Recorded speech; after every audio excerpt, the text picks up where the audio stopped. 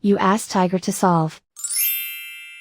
This deals with linear equations with one unknown. The final result is x equals 8. Let's solve it step by step. Simplify the expression. Expand the parentheses. Simplify the arithmetic. Group like terms. Multiply the coefficients.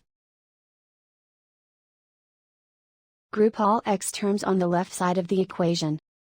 Subtract 3x from both sides. Group like terms.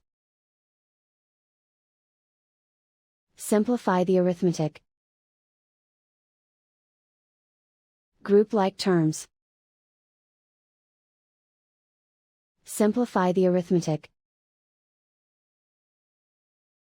Group all constants on the right side of the equation. Subtract 98 from both sides. Simplify the arithmetic.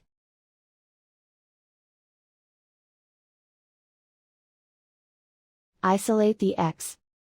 Divide both sides by -10. Cancel out the negatives. Simplify the fraction. Cancel out the negatives.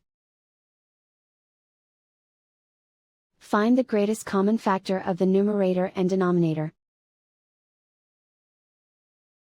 Factor out and cancel the greatest common factor. And so the final result is x equals 8.